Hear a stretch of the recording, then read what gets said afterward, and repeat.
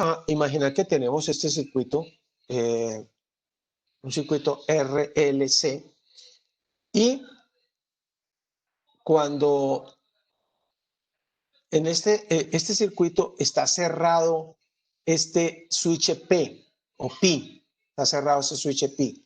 Note que cuando está cerrado ese switch Pi, la corriente va a correr a través de la inductancia L, pero el condensador C va a estar totalmente descargado.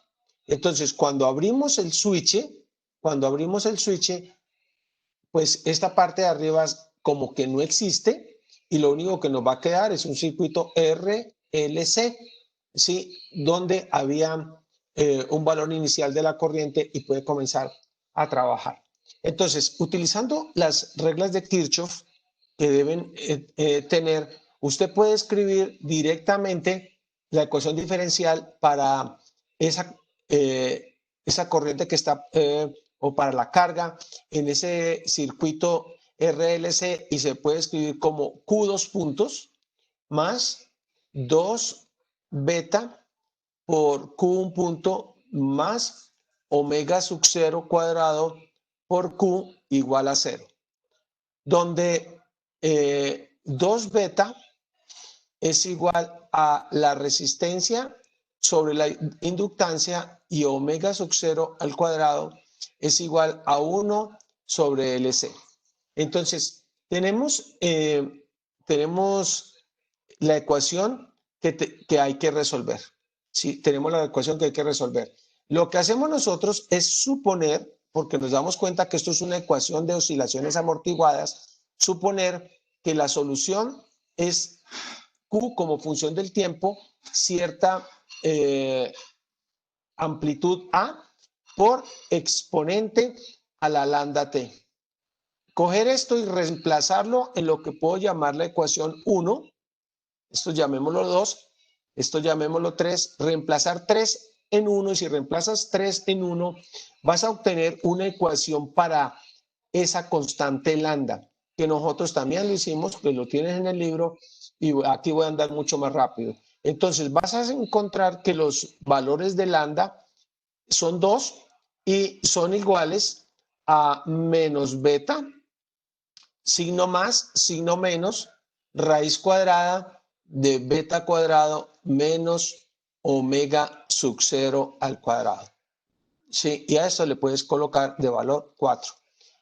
¿Qué tienes que hacer ahora? Pues lo que tenemos que hacer es ir y escribir esa solución, que evidentemente como va a depender del comportamiento de lo que hay dentro del radical, ¿sí? Del comportamiento. El comportamiento, la relación que hay entre beta, que caracteriza las pérdidas, es R sobre L, la resistencia está ahí, y omega sub 0, que caracteriza la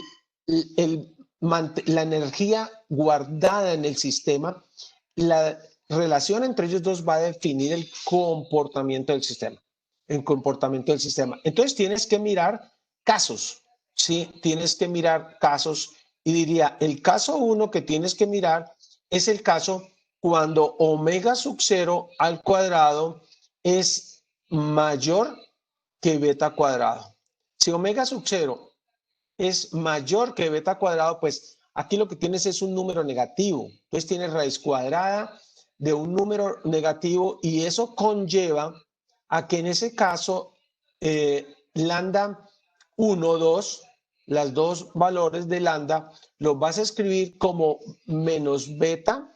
Voy a escribir aquí más o menos, voy a escribir aquí que me queda más fácil escribir J por raíz cuadrada de omega, donde J es raíz cuadrada de menos 1, ¿sí? Y omega es igual a la raíz cuadrada de omega sub 0 al cuadrado menos beta cuadrado.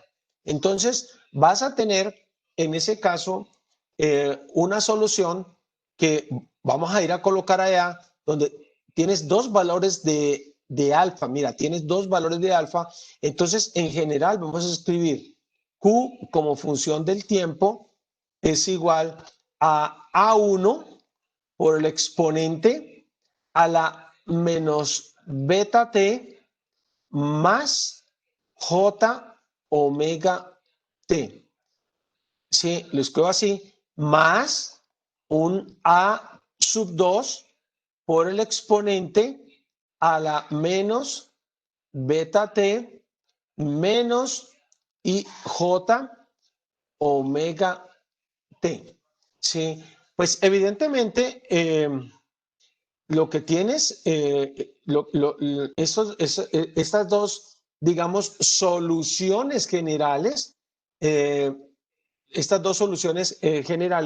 pues tienen qué cosas no conocemos. Número uno, pues no conocemos A1 y A2. ¿De dónde salen este A1 y A2? Salen de las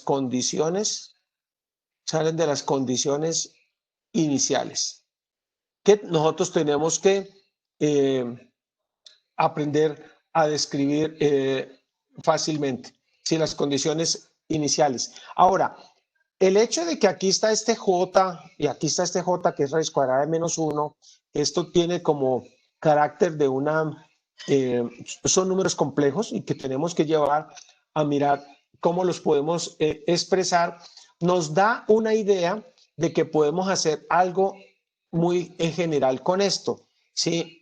Algo muy general que lo quiero introducir aquí, y es que puedo escribir A1, se me antoja escribir A1 como cierto valor real, lo voy a escribir aquí, D, cierta amplitud D, por el exponente de, le voy a escribir aquí, de J por phi, ¿sí? Y A2 lo voy a escribir también como cierto valor real, estoy metiendo esto así para que caigan en cuenta que es un valor real por el exponente de menos J por D, perdón, por phi, ¿sí? J por phi.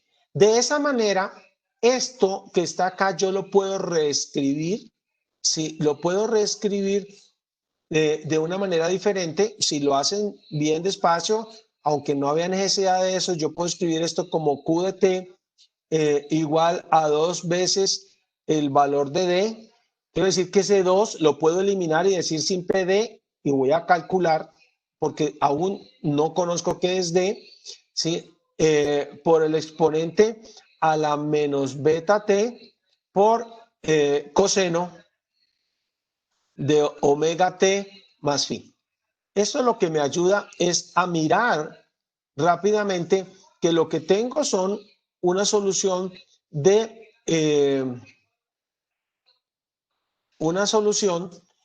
oscilaciones amortiguadas, una solución de soluciones amortiguadas. Ahora, eso es la carga en el condensador, pero podemos mirar cómo miramos cuál es la corriente en el circuito. Pues la corriente en el circuito y que dependería del tiempo no es otra cosa por definición que la derivada temporal de la carga, ¿sí? Q' de t.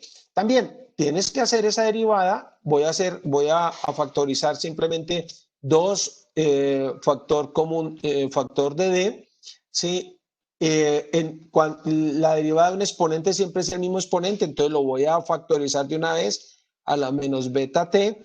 Abro acá y pienso, ¿sí? Que cuando hago la derivada de este señor, lo que te aparece es beta, ¿sí? Va a bajar el coeficiente beta por coseno de omega t más phi, y cuando derivas el coseno te va a quedar seno y va a salir omega. Entonces, más omega por el seno de omega t más phi. ¿Sí? Los dos signos menos prácticamente los sacamos nosotros y ellos quedan factorizados. Ahora, en ese sentido, todo lo que tengo que hacer es definir las condiciones iniciales. Es decir, esto que dijimos al comienzo, es decir, cuando t es igual a 0, ¿qué se tiene?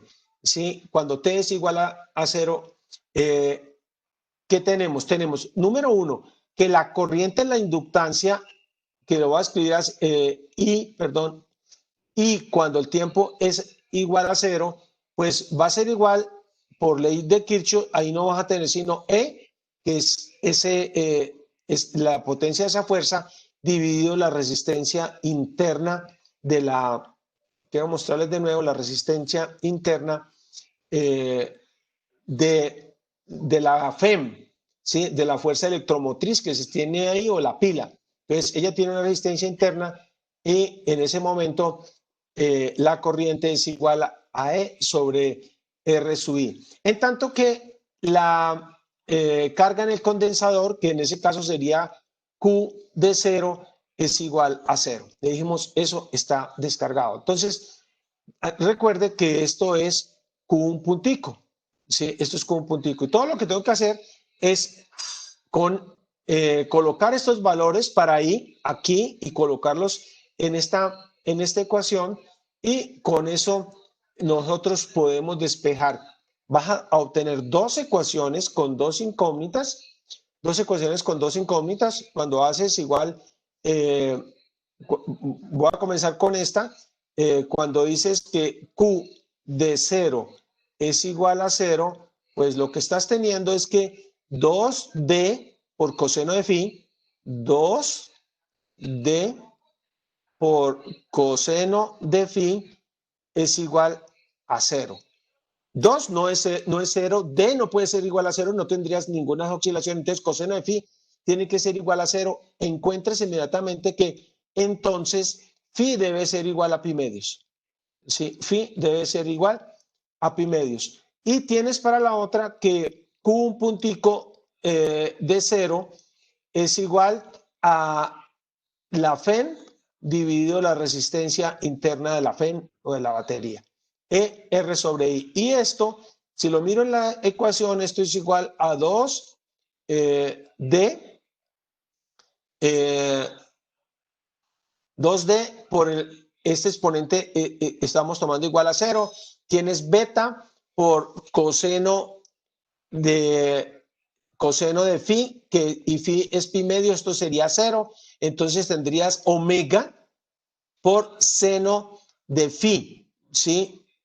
Por omega por seno de phi, es decir, que simplemente tendrías aquí omega, porque seno de phi es seno de pi medios, que sería 1. Y entonces ya tienes de aquí el valor de D, puedes tener el valor de D, lo despejas y eso te va a dar E dividido 2 omega por R sub I. Sí, 2 de omega por R sub I. Entonces, ya tienes con esto digamos, el problema solucionado, porque ahora lo que tienes que ir es a reemplazar allá y has solucionado el problema. El resto yo se los dejo a ustedes como un ejercicio para terminar y decir, no, vamos a buscar cómo es el comportamiento en el caso, por ejemplo, que sería el caso 2. ¿Sí? Si vas a mirar el caso 2, o comienzas a mirar cuál es el comportamiento cuando omega sub 0 al cuadrado es muchísimo mayor que beta cuadrado, tienes que hacer el ejercicio para mostrar en esas aproximaciones qué va a suceder, ¿sí? ¿Cuál es el caso? ¿Qué va a pasar con esa solución? Le voy a decir el caso 3, cuando omega sub 0 al cuadrado es menor que beta cuadrado, que de una vez les llamo la atención que en este caso no hay oscilaciones, ¿sí? No hay oscilaciones. Y en todos los casos, pues buscas cuál es la caída de potencial en el condensador y cuál es la corriente en la inductancia. Las dos cosas, paga la pena tenerlas, ¿sí? para generalizar la solución de un problema como este.